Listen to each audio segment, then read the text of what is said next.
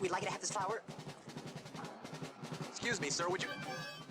Donation to the Reverend Moon? Juice for Jesus? Read about Jehovah's Witness? How about Buddhism? How about Jerry's Kids? Oh, yeah. Scientology? Or nuclear power? I know.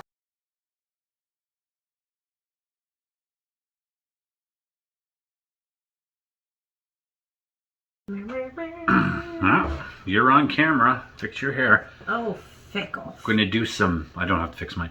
We're going to do some George. Shall I comb your back hair? Braid my back hair. Just make dreadlocks in my back hair. Probably could. We probably could do that. Okay, so we're doing George Carlin Flying. Oh, yes. This is for... Who recommended it, Lucy? Robert. Yes, actually, he wanted us to do this George Carlin airplane announcements. Yeah. I hope this is the right clip. Yeah. 20 minute? Clip. Didn't mean to interrupt you. Yeah. It's almost 20 minutes. Anyhow, we looked through and that's the only one I could find that was close to that. So we think this is the one? Yeah. So Habaya, this is for you. If it's not, we'll do the other one. Whatever. I think this is it though. All right. Okay. Flying live from New York City. I love George. Yeah, he's good. Giorgio. Georgie. We have in common flying on the airlines and listening to the airlines announcements and trying to pretend to ourselves that the language they're using is really English. Doesn't seem like it to me. Whole thing starts when you get to the gate. First announcement. We would like to begin the boarding process. Extra word, process. Not necessary. Boarding is enough. We'd like to begin the boarding. Simple, tells the story. People add extra words when they want things to sound more important than they really are. Boarding process. Sounds important. It isn't. It's just a bunch of people getting on an airplane. People like to sound important. Weathermen on television talk about shower activity. Sounds more important than showers. I even heard one guy on CNN talk about a rain event. Sweet. He said, Louisiana's expecting a rain event. I thought, holy shit, I hope I can get tickets to that. It's true. Yeah. Emergency situation. News people like to say, police have responded to an emergency situation. No, they haven't. They've responded to an emergency. We know it's a situation. Everything is a situation. Anyway, as part of this boarding process, they say, we would like to pre-board. Well, what exactly is that anyway? What does it mean to pre-board? You get on before you get on?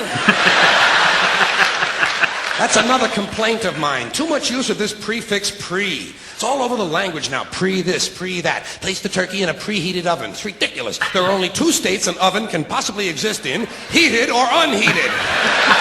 Preheated is a meaningless fucking term. It's like pre-recorded. This program was pre-recorded. Well, of course it was pre-recorded. When else are you going to record it? Afterwards? That's the whole purpose of recording, to do it beforehand. Otherwise it doesn't really work, does it?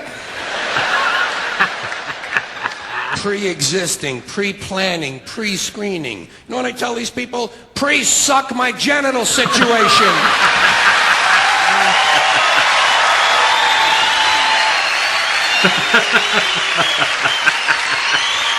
Oh my God. And they seem to understand what I'm talking about. Anyway, as part of this pre-boarding, they say, we would like to pre-board those passengers traveling with small children. Well, what about those passengers traveling with large children? Suppose you have a 2-year-old with a pituitary disorder. You know, a 6-foot infant with an oversized head. The kind of kid you see in the National Enquirer all the time. Actually, with a kid like that, I think you're better off checking him right in with your luggage at the curb, don't you? Well, they like it under there. It's dark. They're used to that. About this time, someone is telling you to get on the plane. Get on the plane, get on the plane. I say, fuck you, I'm getting in the plane. In the plane. Let Evel Knievel get on the plane. I'll be in here with you folks in uniform. There seems to be less wind in here. It's true. They might tell you you're on a non-stop flight. Oh, it's all worded. Well, I don't think I care for that. No, I insist that my flights stop. Preferably at an airport. It's those sudden, unscheduled cornfield and housing development stops that seem to interrupt the flow of my day. Here's one they just made up. Near miss. When two planes almost collide, they call it a near miss. It's a near hit. A collision is a near miss. Look, they nearly missed. It's true, right? Yeah, We use all the wrong words. that is very true. Yes, but not quite. They might tell you your flight has been delayed because of a change of equipment. Broken plane. Tell me to put my seat back forward. Well, I don't bend that way. If I could put my seat back forward, I'd be in porno movies. Then they mentioned carry-on luggage. First time I heard carry-on, I thought they were going to bring a dead deer on board. I thought, what the hell do they mean with that? Don't they have the little TV dinners anymore? Then I thought, carry on, there's going to be a party. People are going to be carrying on the plane. Well, I don't care for that. I like a serious attitude on the plane, especially on the flight deck, which is the latest euphemism for cockpit. Can't imagine why they wouldn't want to use a lovely word like cockpit, can you? Especially with all those stewardesses going in and out of it all the time.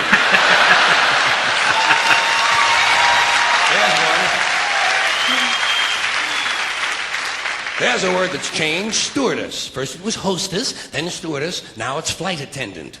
You know what I call them? The lady on the plane. Sometimes it's a man on the plane now. That's good, equality. I'm all in favor of that. Sometimes they actually refer to these people as uniformed crew members. Uniformed. As opposed to that guy sitting next to you in the Grateful Dead t-shirt and the fuck you hat. Who's working on his 9th little bottle of Kahlua, I might add. As soon as they close the door to the aircraft, that's when they begin the safety lecture. I love the safety lecture. This is my favorite part of the airplane ride. I listen very carefully to the safety lecture, especially that part where they teach us how to use the seat belts. Imagine this. Here we are, a plane full of grown human beings, many of us partially educated, and they're actually taking time out to describe the intricate workings of a belt buckle. Place the small metal flap into the buckle.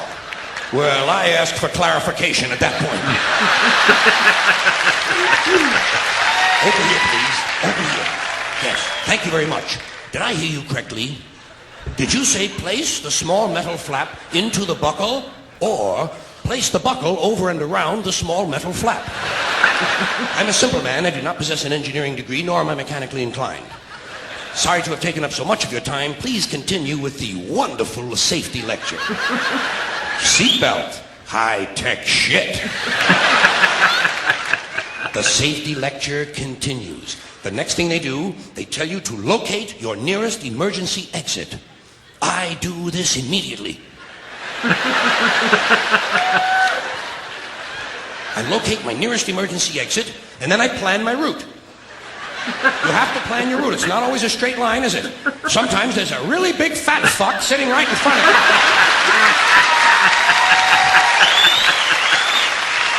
Well, you know you'll never get over him. I look around for women and children, midgets and dwarfs, cripples, war widows, paralyzed veterans, people with broken legs, anybody who looks like they can't move too well. The emotionally disturbed come in very handy at a time like this. You might have to go out of your way to find these people, but you'll get out of the plane a lot goddamn quicker, believe me. I say, let's see. I'll go around the fat fuck, step on the widow's head, push those children out of the way, knock down the paralyzed midget, and get out of the plane where I can help others.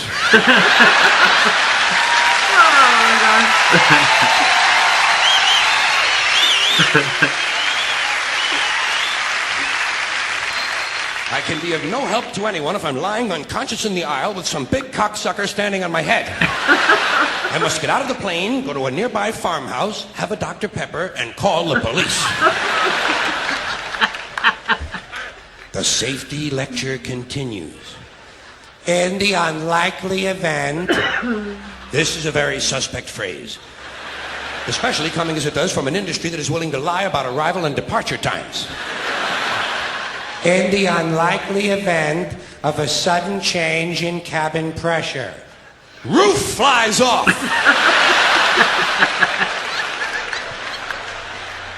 An oxygen mask will drop down in front of you.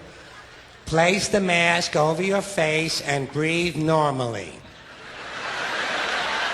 Well, I have no problem with that. I always breathe normally when I'm in a 600-mile-an-hour uncontrolled vertical dive. I also shit normally. Right in my pants! Oh, fuck. Yeah, I'd shit my pants on that They one. tell you too. to adjust your oxygen mask before helping your child with his. I did not need to be told that. In fact, I'm probably going to be too busy screaming to help him at all. This will be a good time for him to learn self-reliance. If he can program his fucking VCR, he can goddamn jolly well learn to adjust an oxygen mask. Fairly simple thing, just a little rubber band in the back is all it is. Not nearly as complicated as, say, for instance, a seatbelt. The safety lecture continues. In the unlikely event of a water landing.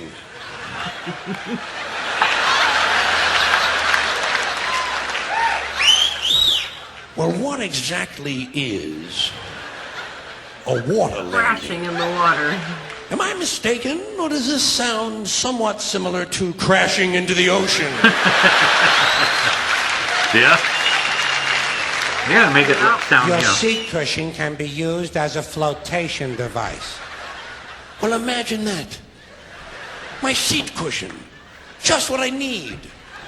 To float around the North Atlantic for several days. Clinging to a pillow full of beer farts.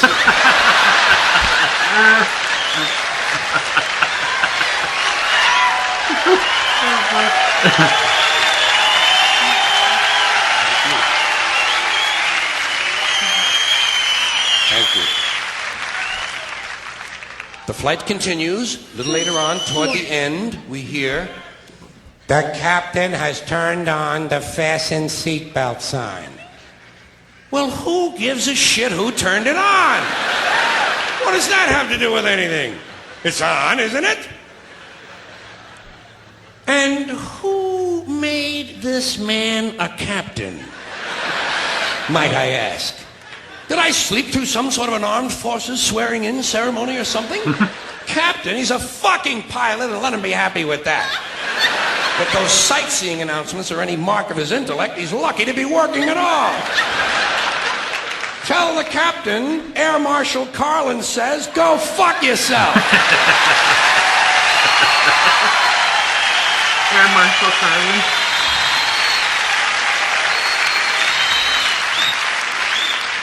The next sentence I hear is full of things that piss me off. Before leaving the aircraft, please check around your immediate seating area for any personal belongings you might have brought on board. Well, let's start with immediate seating area. Seat! It's a goddamn seat! Check around your seat for any personal belongings. Well, what other kinds of belongings are there besides personal? Public belongings? Do these people honestly think I might be traveling with a fountain I stole from the park?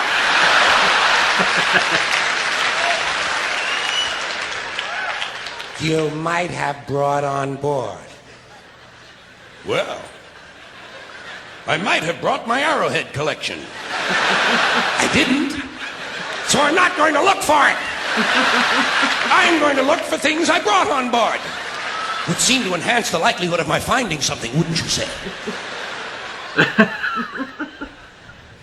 Jesus. Tell me to return my seat back and tray table to their original upright positions? Fine. Who's going to return this guy in the Grateful Dead t-shirt and the fuck you hat to his original upright position? About this time, they tell you you'll be landing shortly. That sound to you like we're going to miss the runway? Final approach is not very promising either, is it? Final is not a good word to be using on an airplane. Sometimes the pilot will get on and he'll say, we'll be on the ground in 15 minutes. Well, that's a little vague, isn't it? Now we're taxiing in. She says, welcome to O'Hare International Airport.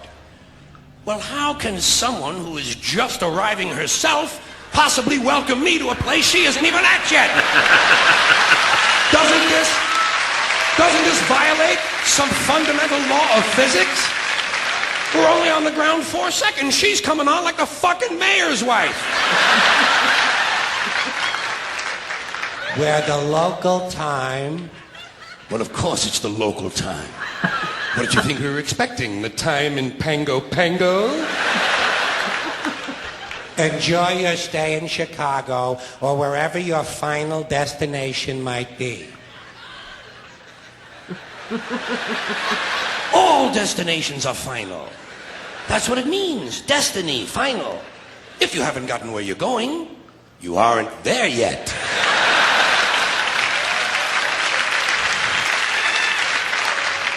The captain has asked. More shit from the bogus captain. You know, for someone who's supposed to be flying an airplane, he's taking a mighty big interest in what I'm doing back here. That you remain seated until he has brought the aircraft to a complete stop. Not a partial stop. Because during a partial stop, I partially get up. Continue to observe the no smoking sign until well inside the terminal. It's physically impossible to observe the no smoking sign even if you're standing just outside the door of the airplane. Much less well inside the terminal. You can't even see the fucking planes from well inside the terminal.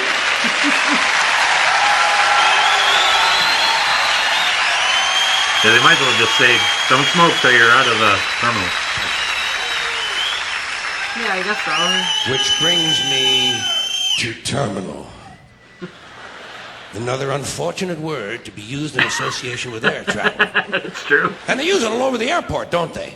Somehow I just can't get hungry at a place called the Terminal Snack Bar. But if you've ever eaten there, you know it is an appropriate name. Yeah. Thank you very much. That's true, actually. All he's saying is true. Yeah. It's just. I mean, it's a little overboard in some areas, but I see what Yeah. he's doing with the wordplay there. Like, Yeah, totally. yeah, No, it's clever. Yeah. yeah, he does that. He spent a lot of his comedy career just analyzing language. Yeah, he has a big thing, but it's true. Yep. You know, it's like they're always changing it to sugarcoat things and make it sound sweeter. Yeah, you know? yeah. It's like, no, basically you're fucked, you know? But don't we all do that kind of? Like if we're trying to break bad news to somebody, we try to water it down so it doesn't quite hit as hard.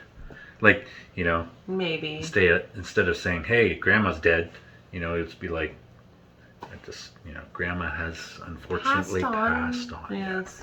But I think we do it out of courtesy almost. Well, in certain situations, I mean, You know, you know, and I know, I get it. but- Because you got a flight full of people, and what would you rather hear in the unlikely event of a water landing, or would you rather hear, in case this plane goes into the ocean, this is what you want to do?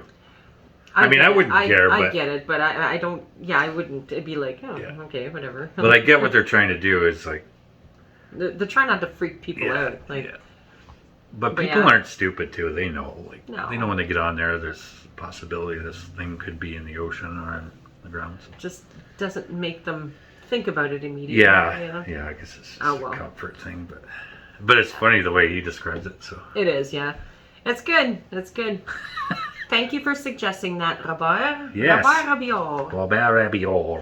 This is for you, Rabiot. we'll see you Sunday, Robert. All right, that was awesome. Yes. Talk to you later. Bye. Chief, this weather bulletin just came off the wire. Johnny, what can you make out of this? This? Well, I can make a cap, or a brooch, a pterodactyl.